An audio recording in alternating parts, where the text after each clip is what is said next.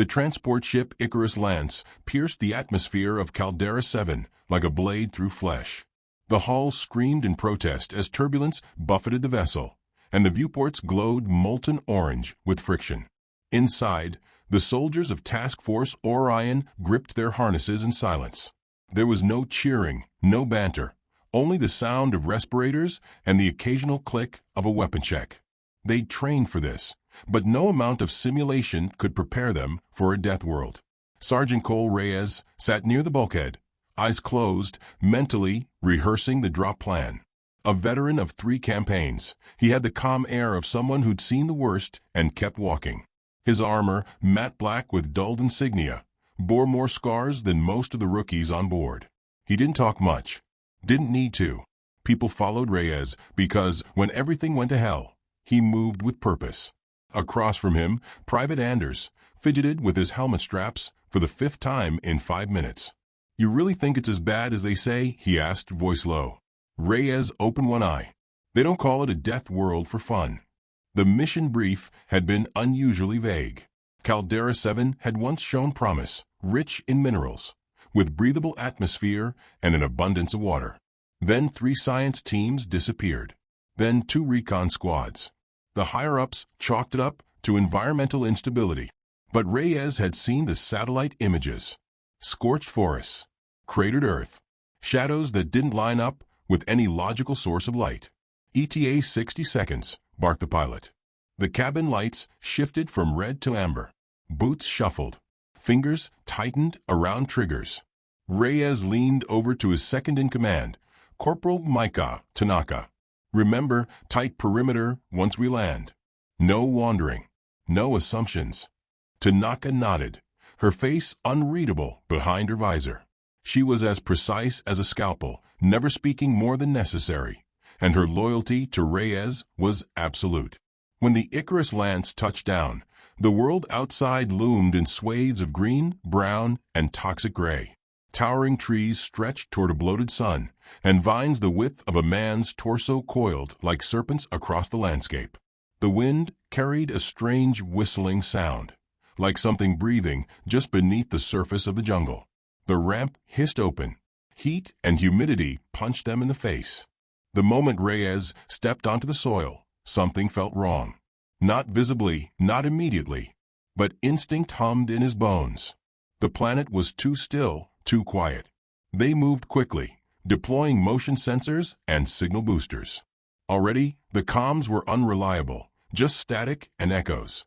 Reyes tapped his earpiece and scanned the tree line. His HUD flickered. "Reyes, to all units.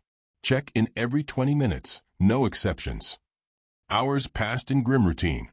They set up camp near a rocky outcrop where they could monitor both the canopy and a narrow riverbed. Drones buzzed overhead, mapping terrain, tagging heat signatures.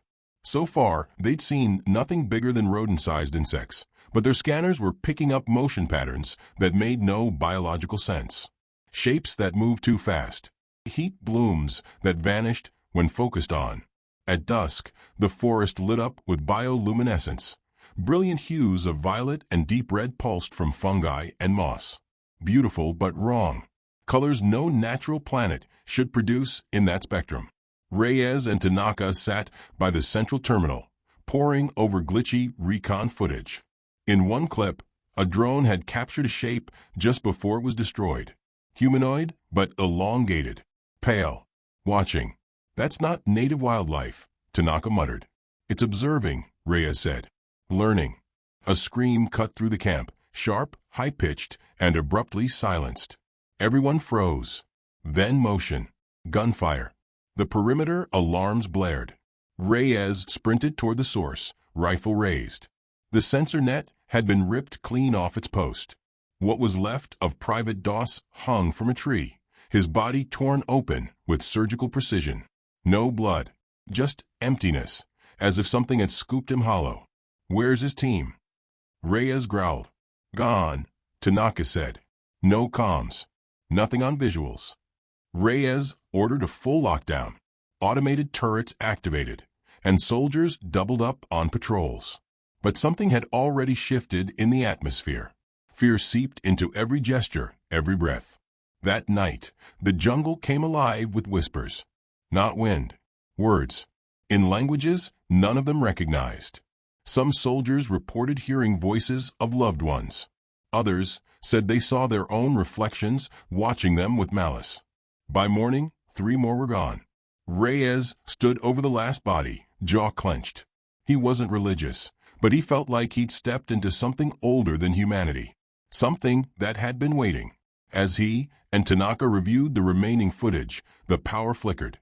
The screen showed a static-washed image, the squad asleep, and behind them, something rising from the forest floor. A shape like a man, but not. The footage ended with the sound of breathing. Not from the squad. From the camera itself. "What the hell is this place?" Tanaka whispered. Reyes didn't answer. He stood up, gripping his rifle tighter. "This isn't just a hostile planet," he said. "It's hunting us. And it learns fast." Above them, clouds churned unnaturally, glowing faintly blue at the edges. A storm was coming, not of wind or rain, but something far worse. And Cole Reyes knew, with a clarity that froze his blood. They had just begun to scratch the surface of what lived on Caldera 7. The real war hadn't started yet. Rain came down in sheets, relentless and cold, muffling footsteps and short-circuiting half their equipment.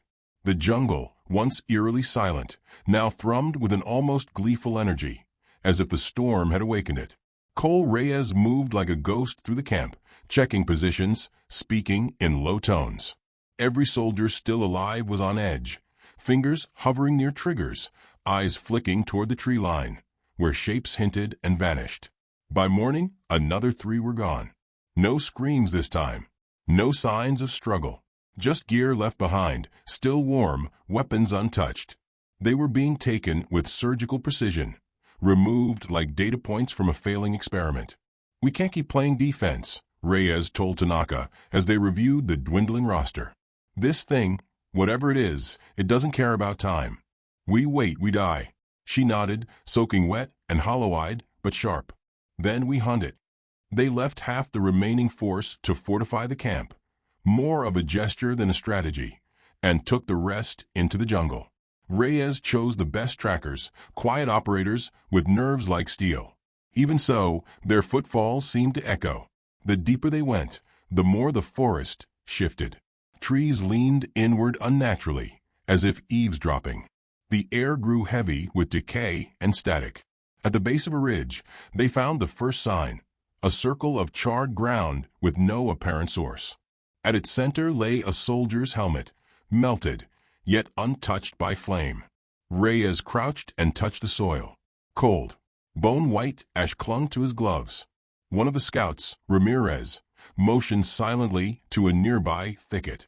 Reyes signaled for a wide sweep. They moved in, flanking the undergrowth with careful precision. A mound emerged, organic, pulsing. Reyes raised his hand, signaling a halt. Then it opened. It wasn't a trap. It wasn't a nest. It was a message. Inside the mound were bones, human and not, arranged in spirals, etched with symbols that seemed to shift when stared at too long. A primitive language perhaps, or a warning. But the center held something worse. Private Anders. Alive, barely, embedded in the structure like a component. He wasn't screaming. He just stared. "Get him out of there," Reyes ordered. But as they pulled him free, he convulsed violently and whispered something in a voice that wasn't his. They see through time. Anders died before they reached the camp. The incident fractured morale. Soldiers began refusing to patrol. Tanaka caught one man trying to sabotage the transmitter. Reyes didn't reprimand him. He understood. They were cracking, and the enemy wasn't even showing itself in full. He took a walk that night, alone. The forest lit with its unsettling glow, every vine and leaf a twisted mockery of life. He stopped when he felt eyes on him, not imagined, not paranoia. Real. Watching. From the trees emerged a form, vague and glimmering, like heat through glass.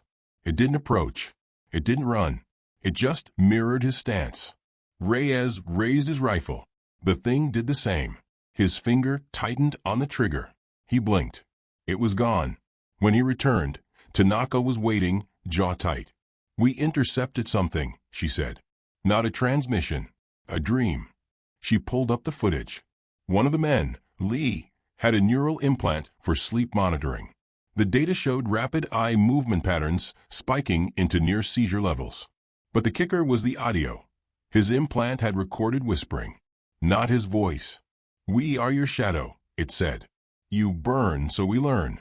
The feed ended with a burst of static and Lee flatlining in his bunk. Reyes stared at the monitor, rage building beneath his skin like magma. "We've been treating this like a combat op." "It's not," he said. "This is war, but the battlefield is us." He called a briefing. No ranks, no formality. Just tired, scared faces lit by flickering lights. "We're being tested," he told them. "They're not trying to kill us.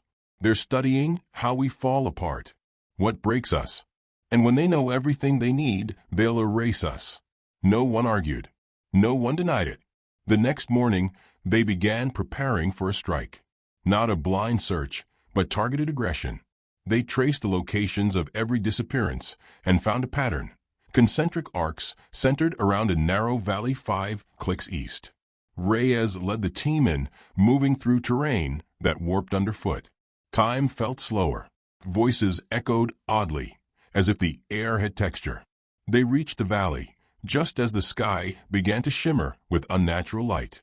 In the center stood a structure, impossibly tall and thin, formed of obsidian-like rock that hummed with energy. It wasn't built. It had grown. Drones refused to function near it. Radios died. Cameras glitched. They were on their own. "Set charges," Reyes said. "We take it out, whatever it is." Tanaka hesitated. "What if this isn't their nest? What if it's bait?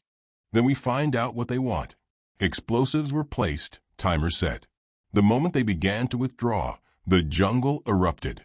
Shadows burst from the trees, not beasts, but echoes of themselves. Each soldier saw their own face coming at them.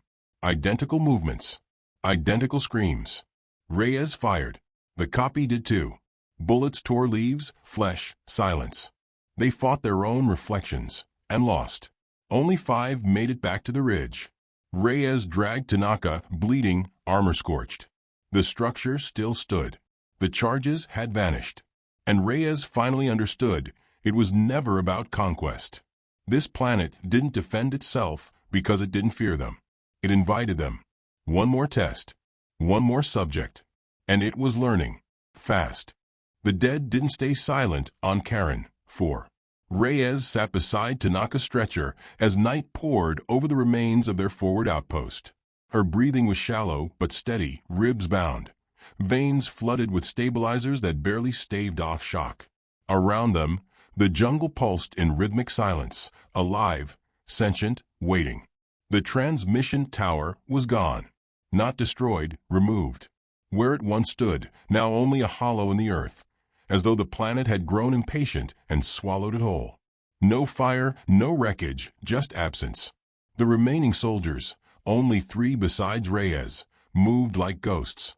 No names anymore, just glances, hand signals, and the brittle hum of shared dread. Camaraderie had dissolved. Trust eroded. All that was left was the routine. Check defenses, ration supplies, wait for the next horror. Reyes recorded a message each night into a recorder that had no network and no promise of retrieval. "If you're hearing this, then someone came back. Or what's left of me did." He never signed off. It felt dishonest, final. That night, the jungle sang. Not birds, not wind, but tones, delicate, eerie, like breath against glass. It vibrated through bone and memory. One of the soldiers, Bennett, screamed and fired blindly into the dark. They tackled him before he emptied the clip. "It's inside my head, it showed me," he sobbed, eyes wild, mouth flecked with blood. "It's me, but after." They sedated him, but it was too late. Something had ruptured. His mind was a cracked mirror, reflecting things he hadn't lived. Tanaka stirred as they dragged Bennett's body away. "They're folding us," she rasped. "Like paper. Like origami memories." Reyes held her hand, calloused fingers brushing the foreport. "Rest. Let me carry this part." But her words haunted him. folding us. As if these creatures, whatever they were, didn't merely kill. They compiled, condensed thoughts, instincts, choices into dense psychological packets. For study, Reyes took the last functioning drone and set it to scout the valley again. It never returned, but it did transmit. A single frame, a spire of bone, growing. Not built. Grown. They weren't just using the soldiers' bodies. They were using their minds. Melding thought into matter. Reyes watched the image flicker until the power bank died. That night, a storm rolled in. Lightning danced without thunder, casting epileptic flashes across the camp. The remaining troops didn't sleep. They waited, backs to trees, rifles across their knees. At 0300, the perimeter sensors flared once, then failed. Reyes stood, rifle in hand, heart thundering. But nothing came. Instead, a light emerged beyond the tree line. Soft golden, unlike anything they'd seen. Familiar almost. A flare? No. Reyes motioned to hold position and moved forward alone. He found himself standing before a clearing where the light swirled, pulsing with a slow heartbeat. In its center stood a figure. Tanaka. Whole. Unwounded. Smiling. "Come home," she said. He didn't lower the rifle. "You're not her." The copy tilted her head, eyes gentle. "She wanted to. But she's too broken. So we made one that remembers." The jungle held its breath. Reyes said nothing. "We don't want war. We want understanding. You don't need to fight us." He aimed. "You took my people. You hollowed them out." The smile faltered. They were offered clarity. Most resisted. "You resist still." A shift in the air. The image wavered. Behind the not Tanaka, the light pulsed faster. "You speak of peace," Reyes growled, "but you kill without remorse." "No," she said gently. "You die without understanding. There is a difference." Reyes fired. The figure shattered like glass, and the jungle screamed. He ran. Behind him, the ground trembled, not from footsteps, but from thought. The forest raged not with fire or beasts, but with a soundless pulse that rewrote memory. Trees grew sideways. Rocks floated and wept. The air blinked in and out. Back at camp, he found it gone. No ashes. No gear. No bodies. Even Tanaka's stretcher was missing. Only her bloody bandages remained, coiled like a message. Reyes dropped to his knees. The jungle whispered. And he understood. This wasn't a war. It was a conversion. They weren't invaders. They were archivists. Every soldier, every scream, every desperate final stand. They were entries in a ledger written in neural scars. And Reyes was the last page. Reyes staggered through the jungle, clutching the last flare in his trembling hand, its fuse untouched. Around him, Karen breathed with unnatural rhythm. Trees swayed though there was no wind. Roots curled like tendrils toward his footsteps. And the sky, a shifting hue between violet and bruise, pulsed as if alive. He was no longer sure if he walked on soil or through memory. His own, or the planet's. The whispering hadn't stopped. Not in hours. Maybe days. There was no sun anymore, only the dim ceiling of bioluminescent clouds, casting soft halos over everything and blurring the line between hallucination and truth. He'd stopped marking time when the hunger faded, not from nourishment, but from his body forgetting it once needed to eat. A clearing opened ahead, unnaturally perfect in its geometry. At its center stood a construct of bone, stone, and scavenged gear. Helmets fused into tree bark. Dog tags weaved through vines. It was beautiful in its horror, a shrine grown, not built. A sculpture of loss, but also reverence. Reyes fell to his knees before it. He didn't cry. There were no tears left. "I'm a last," he whispered, not to the structure, but to the planet itself. And it answered. Not in words, but in resonance. The ground vibrated. Not violently, but like a sigh through the roots of the world. The spire's core cracked open, revealing not light, but memory. It poured from the fissure like vapor, shimmering with fractured thoughts, emotions, fragments of dying moments. Laughter twisted with screams, discipline blurred with terror. His brothers, his sisters in arms, etched in psychic amber. It showed him Tanaka's final thought, a memory of home, not fear. It showed him Bennett's panic, his collapse under the pressure of truth too vast. It showed him himself, stubborn, scarred, and trembling before understanding. This was no war. This was the planet's defense mechanism, not of territory, but of identity. The jungle didn't merely consume, it preserved. It cataloged souls. It read fear and ambition like poetry. And Reyes was the last verse. He reached into the fissure. Not physically. His fingers never moved. But something inside him did. He let the planet read him. He gave it his rage, his guilt, his memory of the first drop from orbit, the way the shuttle burned through the atmosphere, and the awe in their eyes as they saw Karen for the first time. He gave it the smell of blood on a comrade's uniform, the sound of a final breath in his ear, the silence that followed each death. And then he felt them, all of them, not ghosts, not consciousness as humans knew it, but impressions, echoes, the fragments that mattered. They wrapped around him, not like chains, but like roots seeking warmth. He was not alone, not anymore. The jungle quieted. Reyes rose. His rifle was gone. He hadn't dropped it. He simply no longer needed it. He walked, and the jungle parted, branches folding away like theater curtains. He followed a path that wasn't there before, but had always been there, waiting for someone to see it. Ahead, a vessel, his extraction shuttle, sat partially covered in moss. He hadn't seen it land, but it hummed with readiness, its beacon glowing a soft blue. The hatch hissed open as he approached. Inside, silence. Clean, clinical. Human. Too human. He stepped inside, and for the first time in weeks, maybe months, heard his name spoken by another voice. Sergeant Reyes. He turned. A woman in crisp UNE command uniform stood at the helm. Her face was familiar, yet not. General Mallory? No. Younger. Fresher. A memory of someone he trusted once. You made it, she said. You survived. No, he replied softly, stepping further in. I adapted. She didn't smile. Didn't blink. Do you still serve the United Nations Expeditionary Corps? He hesitated.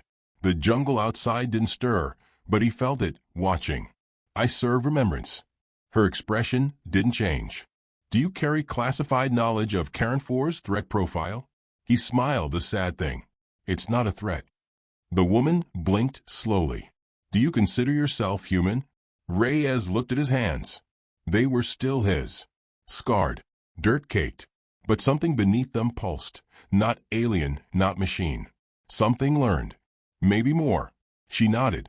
Then your mission is complete. And suddenly, the shuttle began to rise. As it lifted from the jungle's grasp, Reyes felt no relief, no joy, just a quiet understanding that he was not escaping. He was leaving a message behind. The planet hadn't tried to stop him. It wanted him to go. Above the clouds, the stars waited, cold and distant. He looked back one last time through the shuttle's viewport, down at the glowing jungle and the spire that still stood like a monument to memory. Not one soldier had died for nothing. They had been witnessed. He would carry that truth with him. And somewhere, far from this world, he would speak it. Because death was not the end. Not here. Not on Karen IV.